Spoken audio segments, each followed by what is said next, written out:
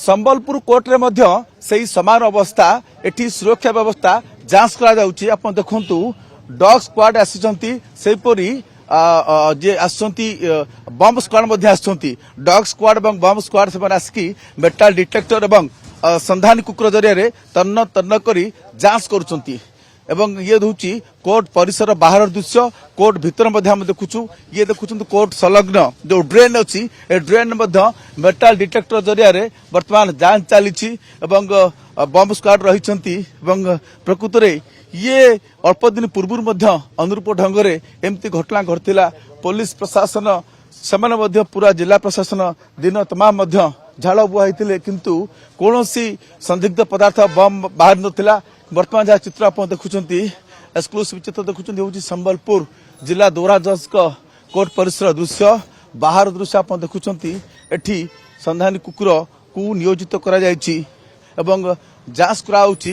Court परिसर रे थिबा विभिन्न गाड़ी मोटर कथा कहतु बा जान रही गाड़ी कार अच्छी पार्किंग होती एवं विभिन्न ड्रेन अच्छी विभिन्न जगह जांच कराउछि। कौन संदिग्ध पदार्थ नहीं तो ए नहीं जांच करा जाउछि।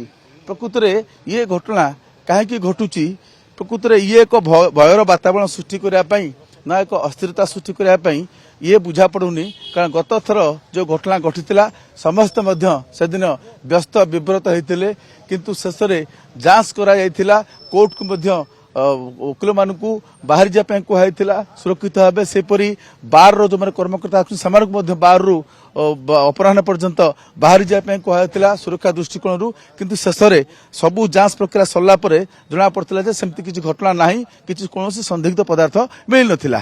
तेबे आज पुणी से घटनार पुनरावृत्ति घटी कहीं शांत सहर संबलपुर एभली अशांत परिवेश सृष्टि करा जाउची।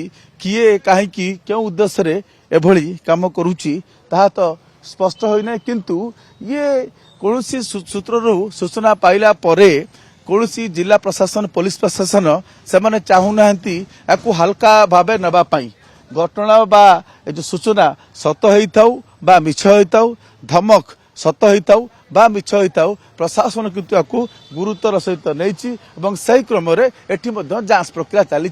जहाँ चित्र आप देखुंती मेटाल डिटेक्टर एवं संधानी कुकुर जरिया वर्तमान जांच प्रक्रिया जारी रही। संबलपुर कोर्ट परिसर दृश्य तेबे सरिला परे के समय लगुच जांच प्रक्रिया देखा बाकी रहा एवं प्रकृत में एथर किछि संदिग्ध वस्तु बाहर कि नहीं से नहीं कि खूब गुरुतर सहित आंटी जो रही मेटाल डिटेक्टर आउ संधानी कुकुर जरिया जो डॉग स्क्वाड आसी जांच करुँच।